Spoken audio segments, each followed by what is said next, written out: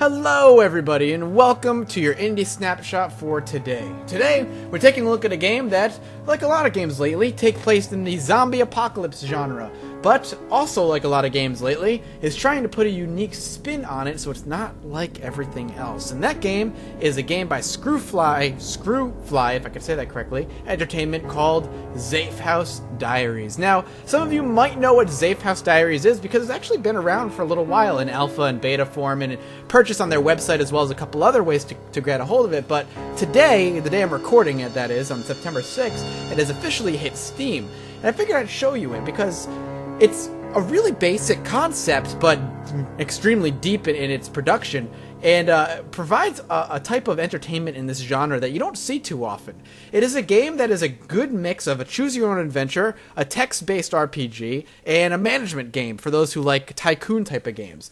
Let's get into it. Let's just dive right into it. I would love to show you guys the custom content creator, by the way.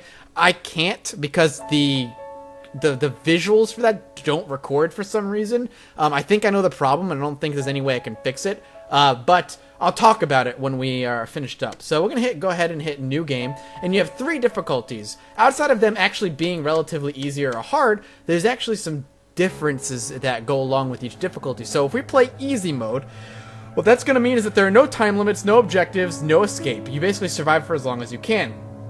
The stuff to note that's important is that you only start with 1 survivor. Survivors can be replaced, no aggressor dilemmas, no time limit, and some buildings produce resources, which is actually very important. And that's what makes it kind of easy. If we're to play normal, the goal in this one is to repair a damaged vehicle and drive it to safety. You scavenge parts by any means.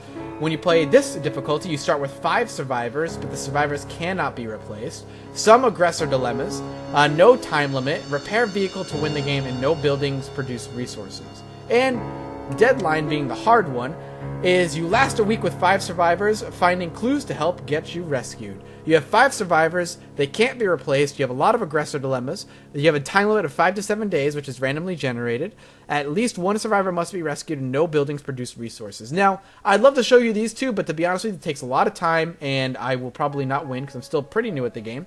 But I'm going to go on easy for the fact that I can show off a lot of the main features of the game that make it a lot of fun.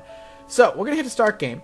And the town is randomly generated, your characters are randomly generated, and pretty much everything else is as well.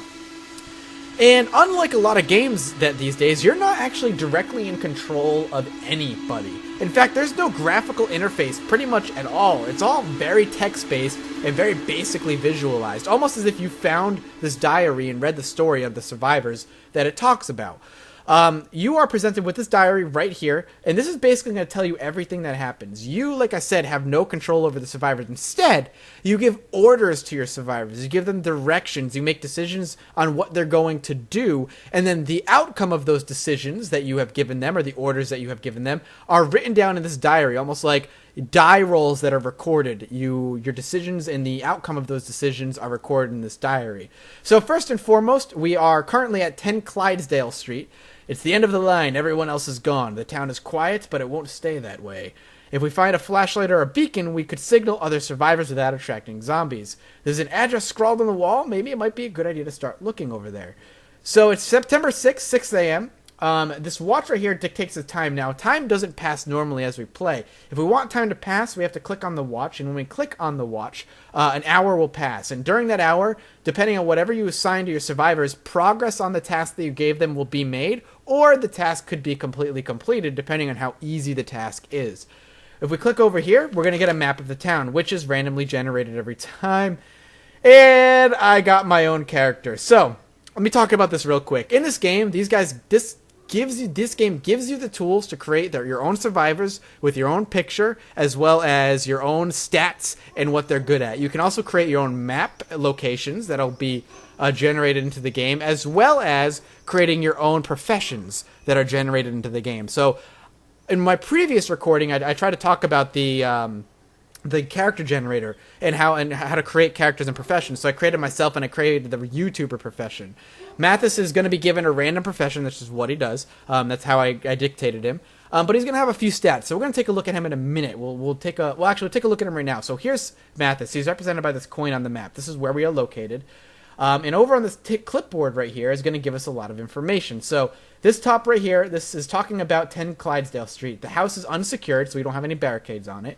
It is 43% searched with no zombies inside and no corpses. And Mathis is currently idle. Down here under the orders tab, these are all the things I could tell Mathis to do right now. I can have him make traps, search the location for anything useful, modify items, create distractions, barricade entrances, patrol outside, watch for zombies, and prepare a meal. But as well as a few other things that I can't quite do because I don't have the prerequisites for it. And this supplies tab will tell us everything that we have. So right now I have no combat gear. That's terrifying.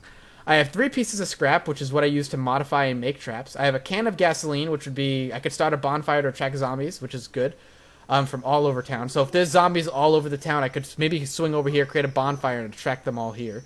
That'd be kind of cool.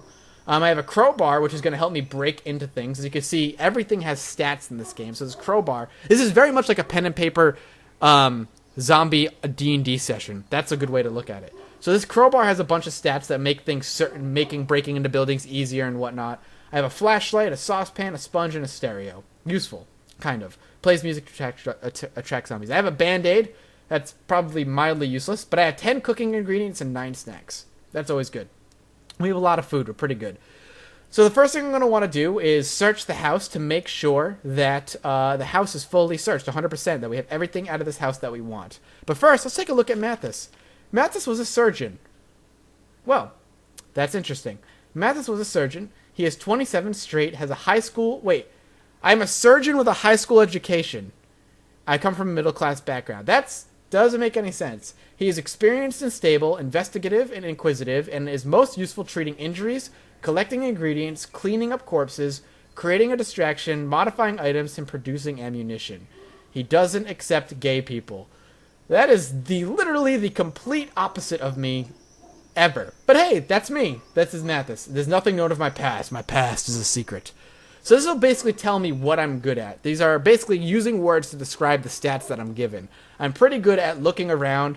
I'm stable. I'm good at looking around and treating injuries and basically being generally useful in many different utilities. But it doesn't say I'm very good at combat, so that's kind of scary. If we go ahead and click this to get rid of it, we can right-click and see that I'm a surgeon and I'm rested and I'm represented by that coin. So what I'm going to have Mathis do here is have him search for the location. He gets 3 stars out of 3 out of 5 in searching. That's good. He's a little bit better than average at searching a building. And I can choose him to search anything useful for weapons, ammo, medical supplies, food and green ingredients, and tools. But we're going to say go ahead and search for anything useful. We're going to go back here, hit this, and give an hour. It only goes an hour at a time as it is. So I found 3 cooking ingredients and 6 snacks in the kitchen. Mathis found 2 cooking ingredients and 3 snacks in the kitchen. There are 2 showers here. A quarter of the rooms in the house have been searched. So we'll continue searching. Mathis found 2 cooking ingredients in the kitchen. Mathis found a cooking ingredient and 2 snacks. One thing I should say is that the better I am at searching, the more stars I have, the quicker I'll go through the house, and the more stuff I'll find in a house. So that's good. We found a beacon, a hockey mask, a mop, and a screwdriver in the basement, as well as a hacksaw. So some good tools and a hockey mask is really useful. I found a hammer and 3 snacks. So what I'm really looking for here is a weapon of some sort to defend myself. Found a snack in the living room. I found a deck of playing cards. I'm not finding anything else. There we go. Found a chess set, and almost all the rooms have been searched. We are 86% in the way there. Let's keep searching. Mathis found a bandage in the first bathroom. All rooms in the house have now been searched. Alright, so we have now searched the house completely. Unfortunately, we did not find any weapons. And I say unfortunately because the goal for this quick little playthrough is to get here in this question mark. This question mark means there's potentially a survivor here. And the more survivors we have, the better it is. Now I can right click on buildings and actually mark them with a solid circle, a dashed circle. I could even just write a note on it. So I can say clear mark and note and just make my own note and just type in it's been searched. So I can hover over it now and it'll say searched. So that's that. Now we have that. Now we also have red dots connecting buildings, which means it's an easier path for me to go from here to here, which is good. But we did not find a weapon, so that's unfortunate. Now, again, I say it's unfortunate, like I said, because I want to go here. And when I go from place to place, I actually have a carrying capacity. I can't take all of this with me. I'm going to end up leaving some of this back at the house, which is fine if I ever plan to come back here and make this my safe house, because I'm not terribly worried about that right now. I need to just kind of take what's good and what's useful, and I really wanted a weapon, so I could take a weapon, some food, and some bandages, and I'd be happy. But unfortunately, that is not the case. Now, it is 3 p.m., so I'm not going to be spending any more of the day doing this. So what I'm going to have Mathis do is focus on modifying items. Now, he's a 4-star person, so I'm going to hopefully have him work on some close combat items, see if he can maybe whip something up. Come on, Mathis. Mathis is modifying a flashlight. I have turned a bed into scrap. So I broke down a bed and I'm modifying a flashlight. Mathis has created a terrifying flashlight. It is now better at close quarters combat. Mathis ate a snack and I'm now modifying a screwdriver. I made a terrifying flashlight? That's weird. It's getting dark outside. We'll need to be more vigilant, so nighttime is coming. Mathis is making good progress in the modifications for the screwdriver. Am I making a sonic screwdriver? That would be awesome. Mathis created a terrifying screwdriver. It's now better at close quarters combat. I'm modifying a hacksaw. I'm trying to scrap some furniture. I'm modifying a saucepan and turned a bed into scrap. Mathis has made some progress in the modifications to the saucepan. Mathis created a terrifying saucepan. So I'm just making terrifying random items. So without doing that, let's just hit any and see what I end up modifying in the process over the night. Modifying a mop. Okay. Mathis created a sparkling mop. It is now better at cleaning up corpses. That's interesting. I'm modifying a crowbar now, and I'm turning a refrigerator into scrap. I created a furious crowbar. It is now better at turning furniture into barricades and scrap. Mathis is now modifying a hockey mask. Mathis is halfway through modifying the hockey mask. Mathis created a reconditioned hockey mask. It is now better at withstanding attacks. I ate a snack and modifying a hammer. So one of the things this game does, by the way, is give audio clues. So as you could probably hear, there's some walking and shuffling around with the moaning going outside. So if we pop up into our map, we can see a red X. See that little red X there? That means there's a zombie there. So what we want to do is we can watch for zombies, have him stop that, and see what he sees. I think he got, what, 3 stars? Is he a 3-star searcher? Yeah, I'm a 3-star searcher. So there we go. So we have a report. We can signal survivors with a flashlight. Or just report. I'm just going to have him watch for zombies and report. Because we're going to walk over there. A snack, sun's coming up. Reported that the house is surrounded by a small number of zombies. He added the noise level of the house is low. So 6 a.m., the zombies are probably not going to notice. And there are 4 zombies. 1, 2, 3, 4 around. What I want to do is I'm going to try and get over here. What I'm going to do... Alright, so when we go from place to place, like I'm looking at now, is I'm going to give him the order to head over to this area, 6 Clydesdale Street. But the difference is, you have 3 options when you're dictating what you want him to do. We can tell him to investigate, which is he'll approach, and he will approach it. Sorry. He will approach the house, count zombies and entrances, and report back. Or I can have him breach it, which that means he will then move in and occupy that house, as well as killing any zombies around. Or I can have him assault it, which means he won't occupy the house, but he will kill all the zombies around that house. So for now, I'm going to have him go ahead and approach the house and just look at it. Let me know what it's like. So we're going to send him with a reconditioned mask, a terrifying flashlight. No, I'm going to give him a terrifying saucepan. That sounds really dangerous. A bandage just in case, and a couple snacks. And we'll send him on his way. Go, Mathis, go. So if we were to bring him, the house 6 Clydesdale Street is a small building with around 9 rooms. It has 3 doors and 10 windows leading in the front. Mathis scouted around the perimeter of the house. He counted 0 zombies outside. He peered through the windows but did not see any. So this, as far as I can tell, this house is clear. So we're going to go ahead and send him to breach the house with a reconditioned hockey mask. We'll give him his terrifying flashlight, both his bandages, a little bit of food, and maybe... Can we give him anything else? I don't want to give him let's give him the deck of cards, and we'll send him on his way. Let's have him breach the house and see if he can accept it. Alright, so if you heard a quick cut there, I apologize. I was distracted for a quick minute, but I'm back. Alright, so we're going to send Mathis off to breach this house and see if he can get in safely. Like I said, when he scouted there weren't any zombies. Hopefully there won't be when we get there. An hour could change everything. So Mathis approached the house with the intention of breaking in. It was an easy place to get access to, so he didn't have to spend much time finding a way inside. He headed to a small second-story window leading to the first bathroom. Once he got closer, it proved tricky to access. There were no zombies inside the first bathroom. The whole location is silent. Doesn't look like there are any zombies. So good. So from going back and coming back here, it doesn't look like any zombies did show up. Mathis washed himself in the shower. So I took a shower. So we are gonna try and move across this big open area the next day. But for now, what I'm gonna do is spend the day searching the area for anything useful, and hope that we come across some food or something while we're here. So we found some cooking ingredients, some snacks.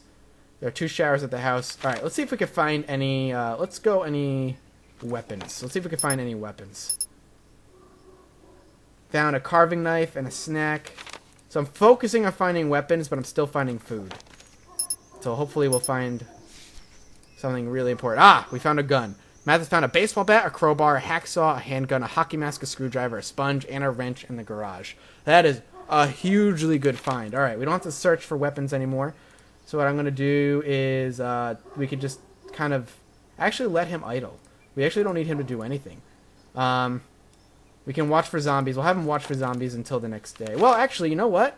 Let's keep moving. It's early in the morning. Let's do a quick search. Let's just investigate over there and see what we can come across. It's a long walk, but it took us an hour. We got there.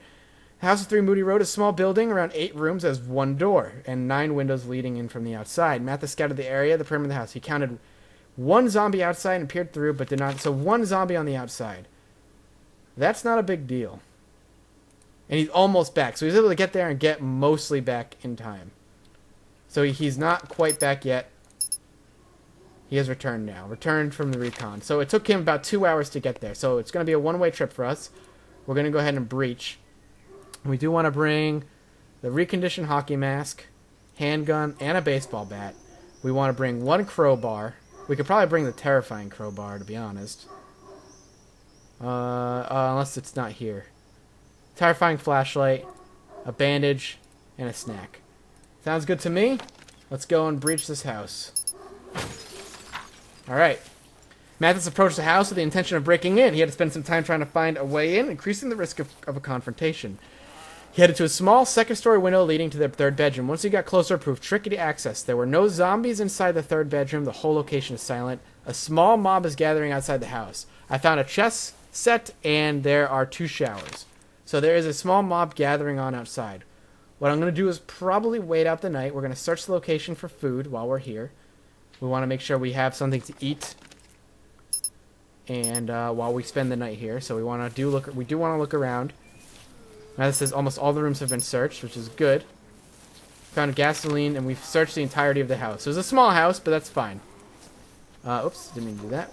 I should probably mark things to search, but since I'm kind of making a goal to head up that way, so we'll spend the night now just being idle. Let's see if he does anything. Mathis ate a snack. It's getting dark. Mathis has tinkered with a butter knife. He hopes it will be better at preparing meals. Okay, so he's just tinkering with things. If you leave him idle, he's going to end up doing things on his own. Alright, I kind of want to watch for zombies and report now. I hear a lot out there. Mathis ate a snack. Ah! Another survivor has approached. She has some bruising. Despite that, she looks fit and strong. Mathis doesn't want to partner up with her. 2 bandages, 3 doses of antibiotics, so I don't want to partner up with her. Alright, so one of the things in this game does, which I like a lot, is I'm going to accept her anyway, she joined the group, he's cautious about his new partner. So, we now have a new partner. What this means is that we're going to have relationships with them. As you can see, there's like dotted line, meaning a yellow dotted line means I'm cautious with her. A solid green line means I like her or like him. And if there's like a red dotted line, it means I don't like her at all. It seems like she was a cleaner. She's 26, gay, uneducated, and comes from a poor background. She's fit and strong, practical and realistic, and is most useful cleaning up corpses. She claims she isn't racist. She just doesn't like the look of some people. She's weaker. She has trivial injuries. I wonder, as a surgeon, if we could treat her. It looks like we can. So I'm going to go ahead and treat an injured survivor, Stephanie. Treat Stephanie. I am going to treat Stephanie as Mathis. Alright. We're going to go ahead and treat her. Stephanie stopped playing chess so she could be treated. Mathis treated Stephanie's contusions with a packet of painkillers. It will offer temporary relief only, but at least she'll be able to function better. She's all patched up. Alright, so that's good. It's 11 p.m., so let's go ahead and start doing some stuff. Now that we have another survivor, we can now carry more stuff. let's watch for zombies. We'll have Mathis do that. And we'll have her... What can we have her do? What is she even good at? She's good at creating a distraction, which is not at all that useful for us. She could barricade, she could patrol outside, she could prepare a meal. Let's just have her watch as well. We'll have them both watch. Hopefully they'll get working together. They'll work together better. They'll like each other more. Stephanie reported the house surrounded by a small number of zombies. Shouted that the noise level at the house is low. That's good. I'm just eating a lot of food. Mathis ate a snack. Alright. Oh, whoops. Did not mean to click that away. I was going to read that for you. I'm not going to read it now. Stephanie reported the house is surrounded by a small number of zombies. Shouted that the noise level is also low. Once it hits 6 a.m., we should be good to maneuver. Alright. How many zombies? Wow, we actually have a lot of zombies here. So what we're going to try and do is just immediately go this way. And we're just going to go ahead and go for a breach here.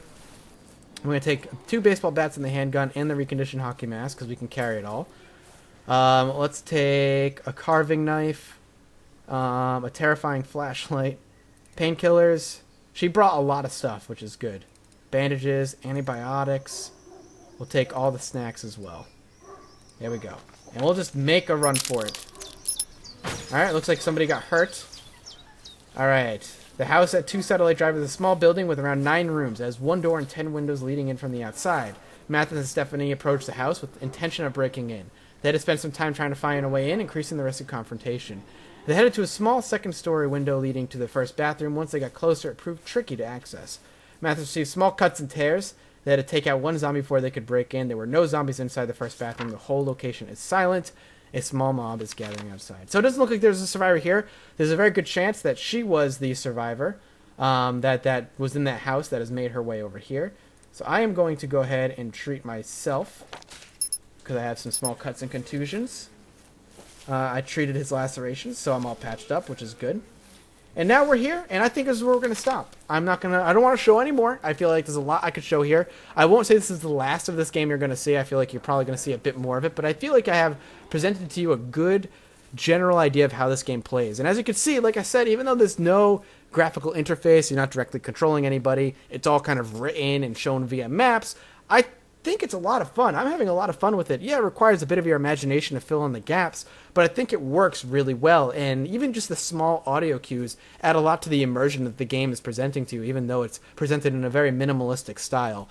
So if you're a fan of these types of games and enjoy the story elements of the survival games, like watching me play Project Zomboid and kind of enjoying the survival stories out of this, I think this is a game that you yourself could get a lot of fun out of. Like I said, it's $10 on Steam right now. It's called Zafehouse Diaries. And that is where we're going to end this Indie Snapshot for today. Thank you guys so much for watching. I appreciate all the support you guys have been giving me. Drop a like if you liked the video. Feel free to hit that subscribe button. And as always, I will see you all next time.